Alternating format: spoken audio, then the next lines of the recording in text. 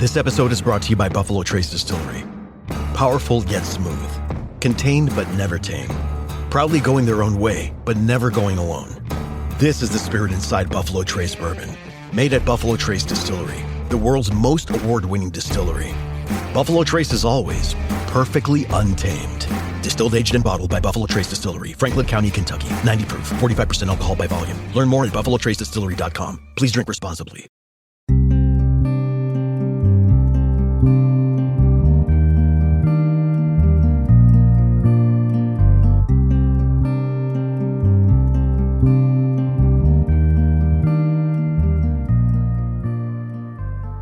This is Fortune's Wheel, a podcast history of the late Middle Ages. I'm your host, Jonathan, and this is episode 9, A Snake in the Grass.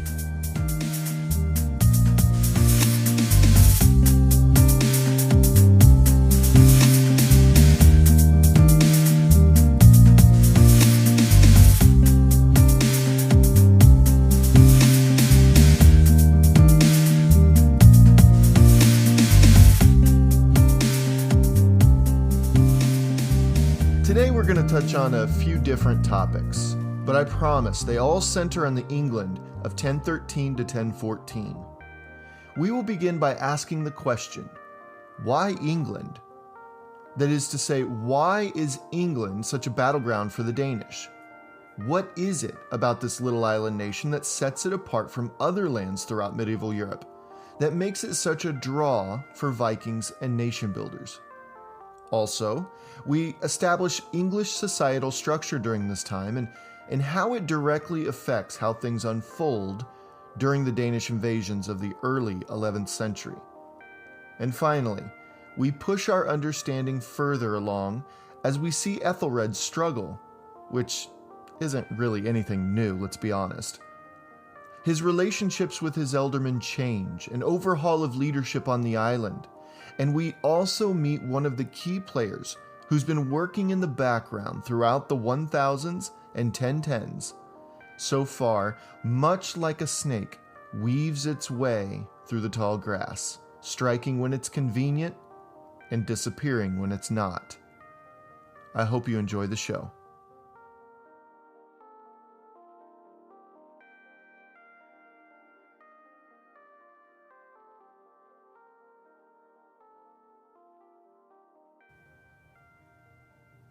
So before we get into the meat of this episode, why England anyway? I mean, why were the Danes so interested in this island off the coast of such a rich and diverse and influential mainland?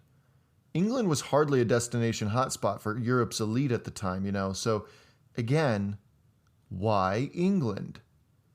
Well, to begin with, being separated by the mainland by an average of 20 miles of cold, choppy waters, England saw a major shrinkage of their trade routes and networking after the fall of Rome back in the 450s.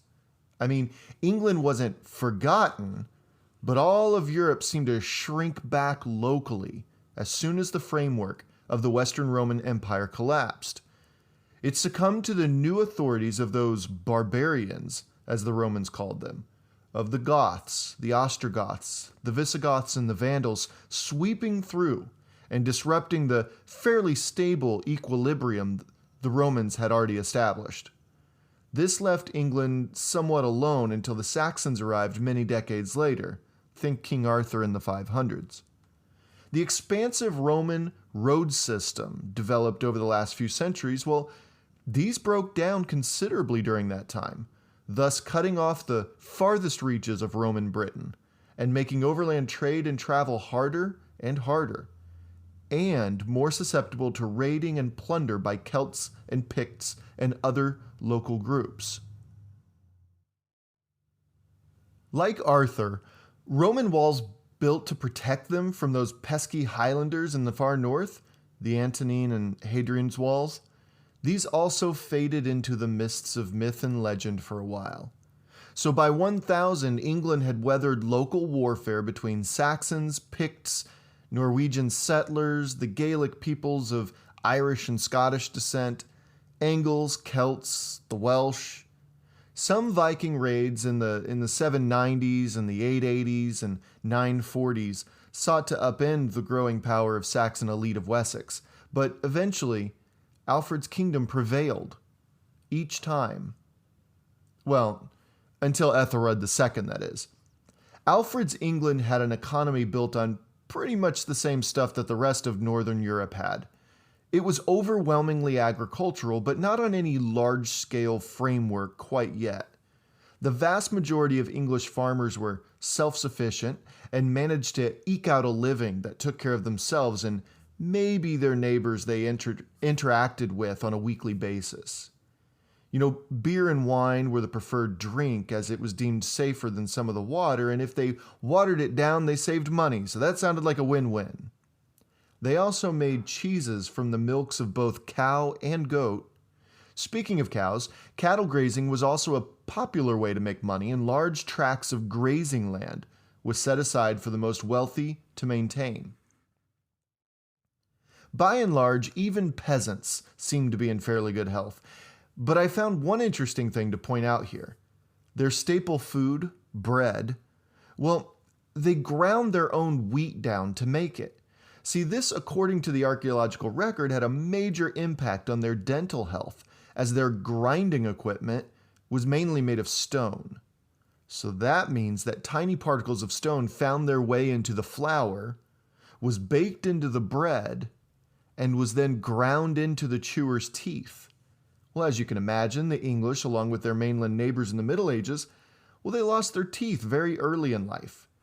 This would have a detrimental effect on their overall nutrition, as chewing is really just the first cog in the complex machinery of digestion. If food isn't chewed properly, the nutrients can't be fully absorbed into the body, see? Seems like a silly point to make, but think of the lasting implications that lack of specific nutrients can make on the human body. Makes one a little more appreciative for the little luxuries we enjoy today. So as for everyday life, they largely made their own homes, their own clothes, their own furniture, bedding, fences, tools. Of course, trade was a large part of this, but for the most part, the English were pretty self-sufficient and industrious people.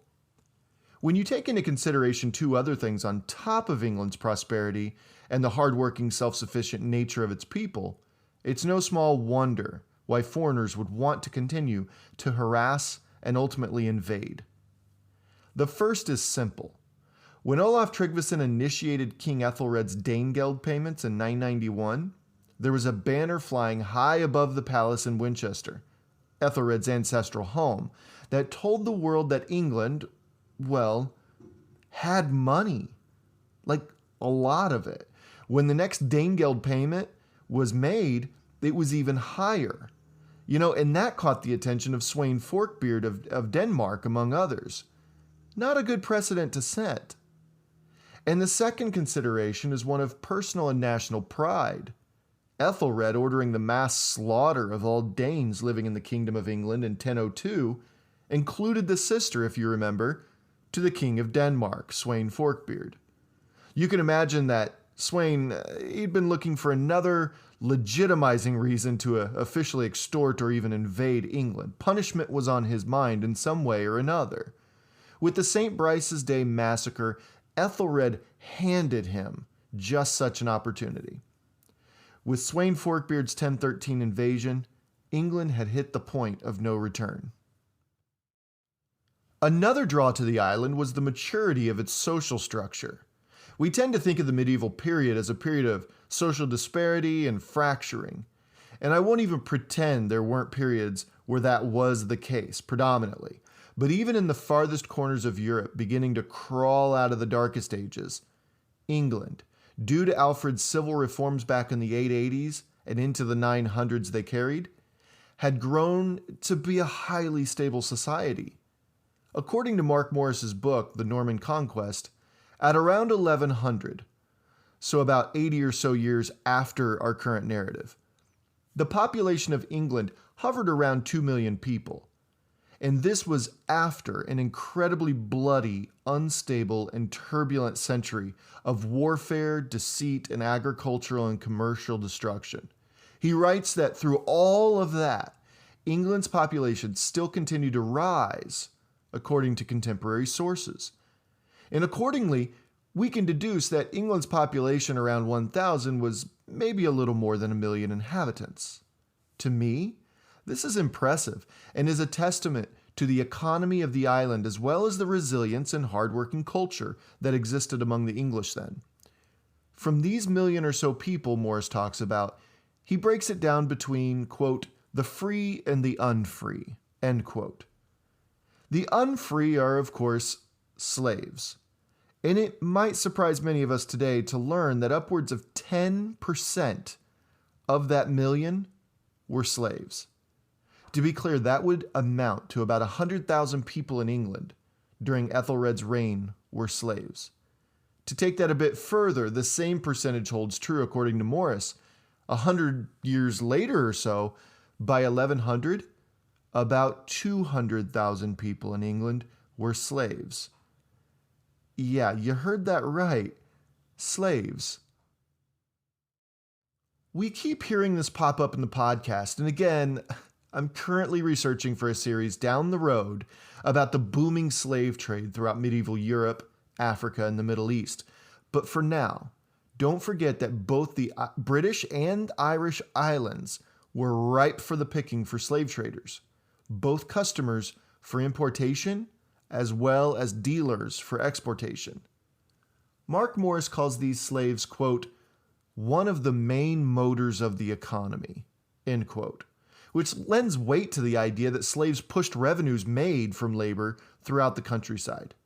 It was no wonder why England was able to bounce back so quickly throughout each devastating event in the 11th century.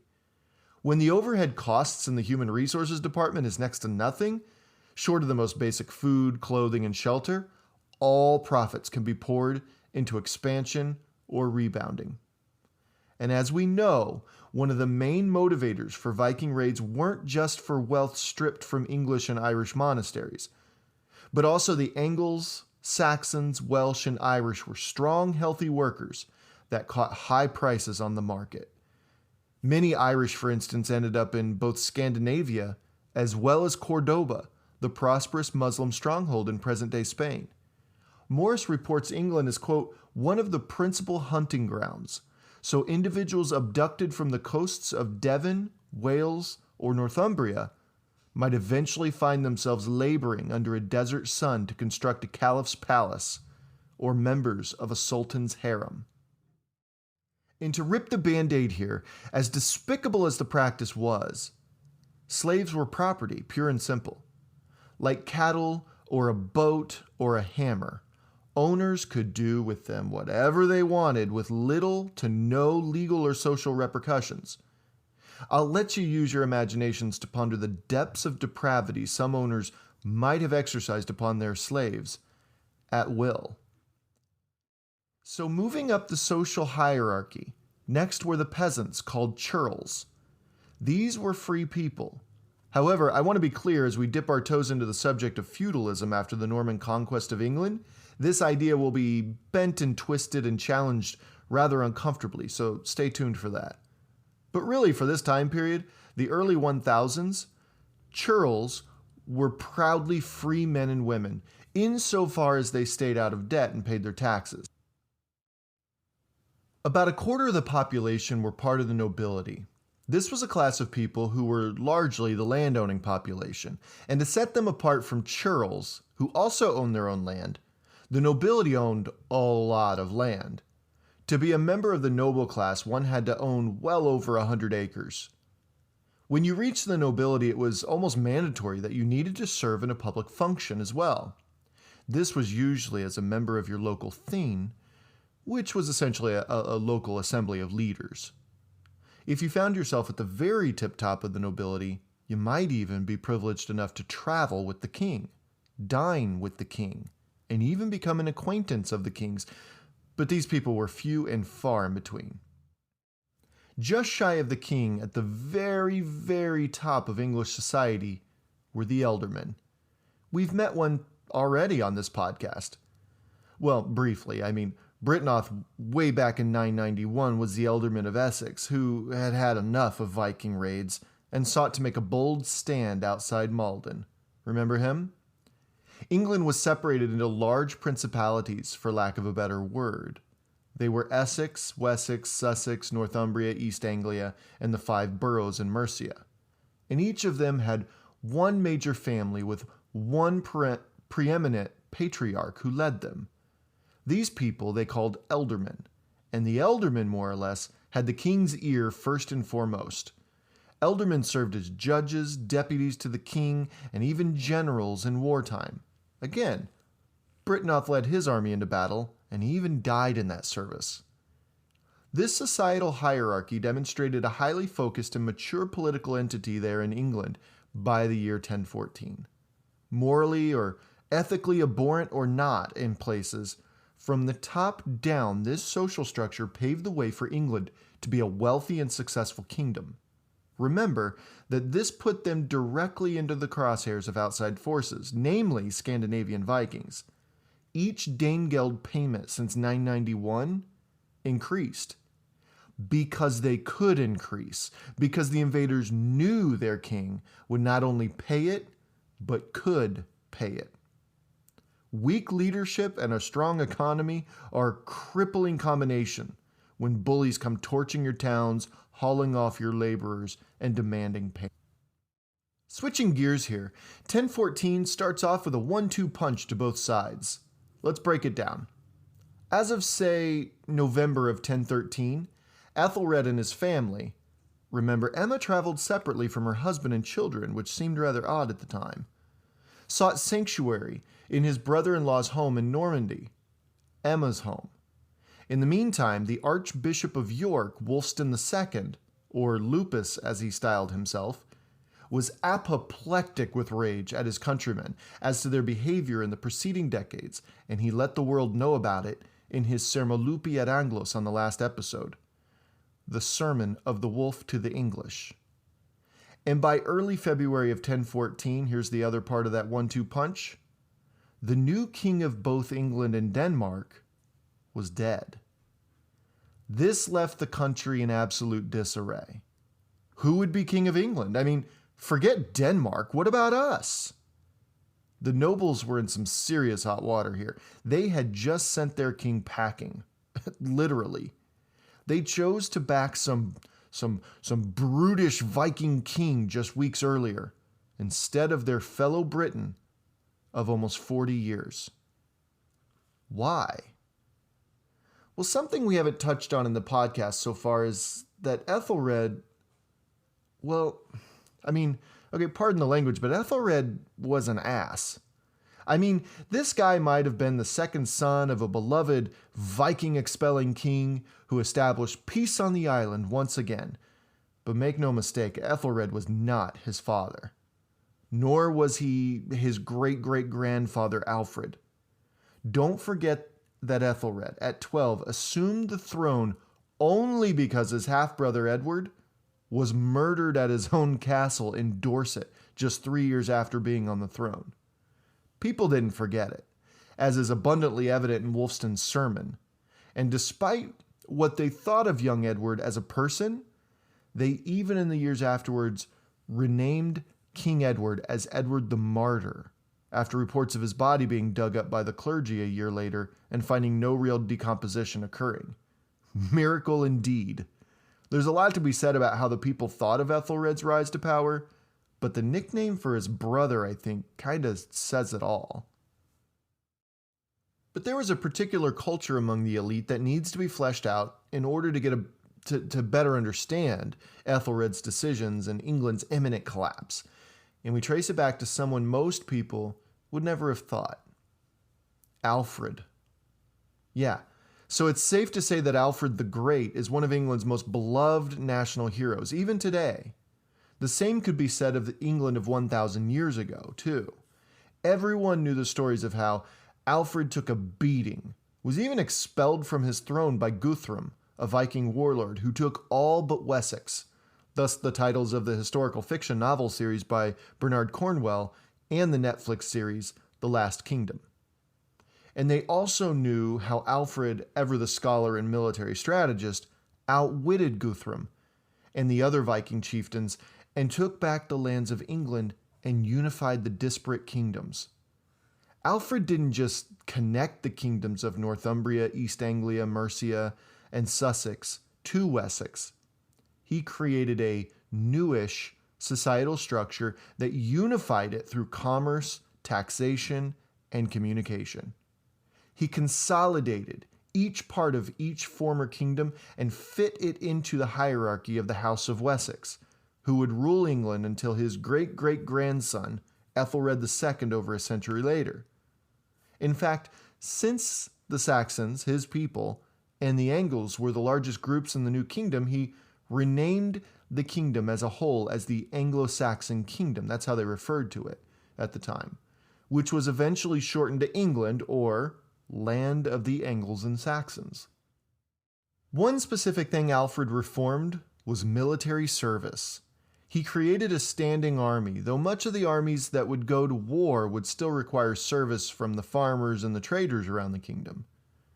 But this base army would serve as a trained fighting force against foreign invasion. His ealdormen were in charge of their own loyal fighting force, but this was crippled as a way of diminishing any threat to the crown by kingdoms he just saved from Vikings. Over the decades, the standing army would remain, but would be stripped down almost bare of its once held esteem and numbers, and the ealdormen would be free to establish larger and larger loyal retinues. Between Alfred's war against Guthrum in the 880s and 90s, to Aethelred's uptick in raids during the mid to late 980s, there was just one major blip on the radar in the middle of the century with Eric Bloodaxe, that England suffered any real invasion on their sovereignty. This created a system in which ealdormen were largely left to their own devices. Before and after King Edgar's reign, remember, he's the king who defeated Eric Bloodaxe, Ethelred's father, right? England's military readiness was severely stunted by a lack of action. Couple that with an ever-decreasing trained standing army, and by Aethelred II's reign, you have an entire population of nobility who have had a century to pretty much sit around thinking about things other than what to do when the Vikings came back to town. So what does this have to do with Aethelred being an ass? The king was no different. Again, except for King Edgar, kings during this time were also left to think about other things, like power plays and politics and deception. Sure, Aethelred is also known, and even at the time was recognized for good things, such as the Wantage Code in 997, which set up the granddaddy of the coveted trial by jury system in liberal democracies today, as well as ordering the construction of new churches and updating old ones. He had a slew of civil reforms. But make no mistake, he was no saint. You know, a saint like his brother, Edward. So as an example, in 993, Elfric of Hampshire had had enough of Ethelred's political maneuvering, and he defected. So without question, Ethelred blinded his son. Yeah, Ethelred was extreme. He did stuff like that, like all the time. And as we continue this narrative, keep an eye out for examples of this kind of leadership. But I think the thing that tops it all off was the person he listened to most when ruling. See, his name is Aethelred the Unready, but it's a bit of a misnomer, as I've said. It's actually a mistranslation that's been modernized to mean something it's not. The actual name is Aethelred Unred. Unred is Old English for ill-advised, not unprepared or unready. Readiness had little to do with it. It was more the counsel he sought out over all the others. See, he had this guy. He was an absolute scoundrel. He was ruthless. He was an opportunist. And for those that know the Lord of the Rings story, he was a lot like Grima Wormtongue, who twisted the ear and polluted the rule of King Theoden of Rohan. Now, to be crystal clear, this doesn't let Ethelred off the hook for anything, but it does offer an insight as to a lot of the decisions that were made and carried out, especially those on the more ruthless side of things. This guy was really nowhere to be found before 1001 in the records, when he was found listed as a witness to royal charters, though his father was a part of the Witan since the 980s at least. A Witan was the name of the king's council of ealdormen who met periodically to discuss matters of state and to offer advice to the king when asked. This guy came from Mercia. In fact, as of 1007, he took over his father's role as ealdorman of Mercia. Sometime within 2 years, he was married to the king's daughter from the first marriage, Eadgith. This marriage, to be honest, was kind of astounding. I mean, a king's children were very often pawns, save for the eldest couple boys who were groomed to someday take the crown. Younger sons were often sent to monasteries to bolster the esteem of that particular church, much like young Brian of the Dalgash was back in Ireland, but princesses were explicitly used to establish marriage alliances with surrounding kings. This marriage, to be honest, was kind of astounding. I mean, a king's children were very often pawns, save for the eldest couple boys who were groomed to someday take the crown. Younger sons were often sent to monasteries to bolster the esteem of that particular church, much like young Brian of the Dalgash was back in Ireland. But princesses were explicitly used to establish marriage alliances with surrounding kingdoms. Some were even married off to powerful but difficult to rein in noble houses within a kingdom as a way to tie that family's lands more securely to the crown. But rarely were daughters married off to well-established noble houses within a kingdom. So Aethelred marrying off his daughter to the ealdorman of Mercia, well, that's a real head-scratcher. Eadgith's husband, Aethelred's newest son-in-law, an ealdorman of Mercia, his name was Eadric. Over the next few years, certainly by 1014, Eadric would have earned the less than respectable surname Streona, which meant the Acquisitive. Eadric Streona, or more precisely, Eadric the Acquisitive, earned the name because of his deceptive backstabbing and murderous approach to politics. And Aethelred was a sucker for a good hitman. For example, the first time we even hear a whisper of this man we know to be Eadric Streona was in 1006, just 1 year before he was named Ealdorman of Mercia, remember. To summarize John of Worcester, a post-Norman English monk out of Worcester Priory, in his chronicles of the Danish conquest of England, he says that Eadric greeted the respected ealdorman of Northumbria, Elfhelm, as old friends. However, having promised riches to a local butcher to commit the crime, he invited the ealdorman out for a hunt, in which Elfhelm was brutally murdered. Soon after, at Ethelred's behest, Eadric oversaw the blinding of both of Elfhelm's sons as well.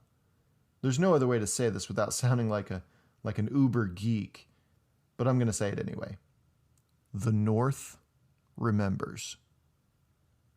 Okay, seriously though, Northumbria, Ethelred's only real buffer against the wild Picts to the north, and a crucial ally as far as being able to defend England against the Danes, well, they won't forget. And Ethelred will soon wish they had.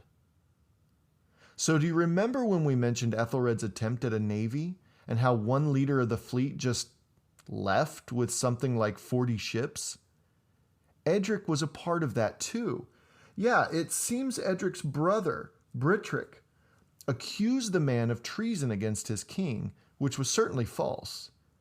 It seems like a power play to take the man's position in the fleet, but, it backfired in kind of a big way. That guy, Wolfgate was his name, he didn't just change his resume from captain to pirate. No, this guy joined Thorkel the Tall's invasionary force. And after Thorkel attacked, Eadric talked to Ethelred, who was furious and set on retaliation against engaging Thorkel militarily. Eadric, essentially, choreographed many more months of unstable episodic warfare. And by Sweyn Forkbeard's 1013 invasion, it was Emma's ship to Normandy that Eadric found himself on, separate from his king's ship. Eadric, is safe to say, was a snake. Eadric was definitely a symptom of the sickness that England had suffered for some decades, but he was hardly the one the only one, playing the proverbial Game of Thrones. Everyone, as was England's culture by this time, was making power plays and positioning their little micro-kingdom in the best place they could, trying to take into account all of the different outcomes that may happen. Every elderman and nobleman, warrior and king, merchant and farmer, was a part of this vast movement into England's future, but in February of 1014, just weeks after he finally assumed the throne of England, when Sweyn Forkbeard died, it quite literally turned the North Sea upside down. Ethelred and Emma, along with their children, they were all in Normandy. And so was Eadric, no doubt plotting his best course of action separate from his kings or alongside his kings. Back in England, the military and political battlefield had suddenly shifted. Those who had supported Ethelred, albeit reluctantly at this point in his reign, just 1 year before, quickly shifted their support to Sweyn Forkbeard. When their new king died, his son, who had been on campaign with him for a couple of years, well, he was next in line. But wait, Sweyn had left another son, the eldest son, Harold, in charge of Denmark.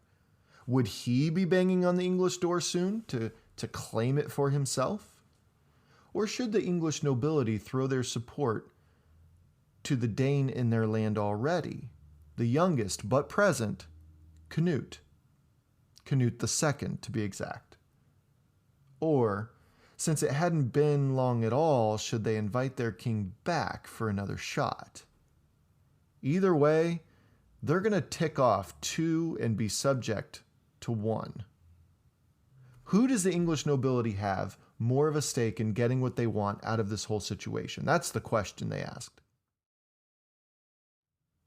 As laid out already, Ethelred, you can imagine, wasn't exactly a beloved leader by this time. In fact, many among his nobility couldn't stand the guy. And Edric's presence only escalated tensions across the kingdom. However, Ethelred needed their support now. If he wanted his kingdom back, he would most certainly have to agree to some terms. Admittedly, when I read this in the Anglo-Saxon Chronicles, I laughed out loud. I can't help it. The guy had messed up so badly as king during the last 20 years that part of his agreement to return as their king was that he would, quote, govern them more justly than he did before, end quote. I mean, if that's not a royal smack in the face, I don't know what is. They could have just said, so yeah, you sucked so badly as our king before. We can see why you're in the position you're in right now, but we'll graciously accept you back if you could, just not suck as bad as you did before. Got that? So they covered their tracks, these noblemen, with those terms too. They also made him Ethelred agree, to forgive and forget every single last thing they'd ever done or said against the crown or English prosperity. Smart fellas. And also, did you catch that? What happened when they made that pact with Ethelred? It's not immediately apparent, but it's still there. Did you notice that Ethelred was forced to compromise his authority at the behest of his noblemen? Yeah, this is the first time in English history where a king was forced to do this. And it most certainly won't be the last. Hold on to that little nugget as we get a couple centuries down the road.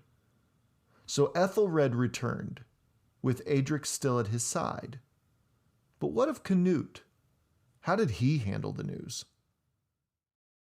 Well, you can imagine Canute wasn't exactly happy about the route the Eldermen went. In fact, Canute couldn't have been more irate. For the previous 2 years, as he campaigned the English countryside and battling alongside his father, Canute was entrusted with the hostages Sweyn captured along the way. These were normally part of the nobility, but also consisted of successful businessmen and even skilled workers too. They were largely kept for ransom at some point. Even if Sweyn's Danish forces lost the war, he still could make quite a bit of money off these hostages. When Canute heard the news of Ethelred's return, he consolidated his forces near Gainsborough in Lindsey, the place where Sweyn Forkbeard had died. Lindsey lies immediately south of Northumbria, the region Aethelred angered years earlier with the unexpected murder of their elderman, Elfheim.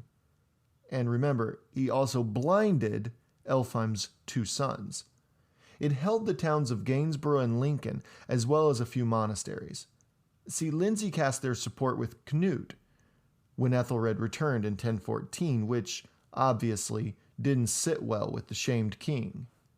Canute hauled the hostages on a rampage toward London, having heard word that Aethelred and his sons, Aethelstan Atheling and Edmund, were taking London.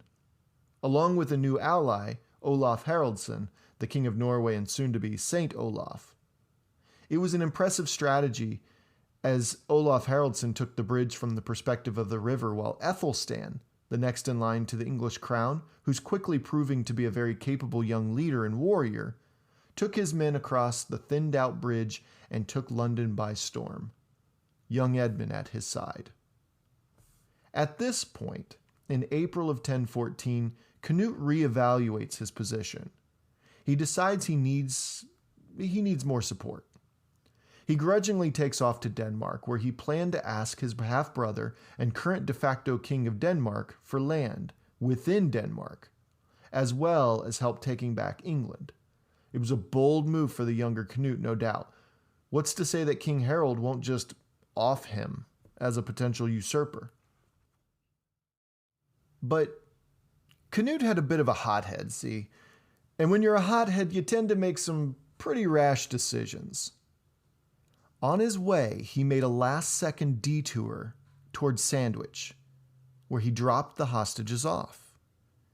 He offloaded these POWs who were free to head back home after who knows how long as pawns in a nation-sized game of chess. Well, they could return home, of course, but I'm not sure what they could accomplish in the England of 1014. See, Canute saw that every last hostage made landfall without their ears, noses, or hands.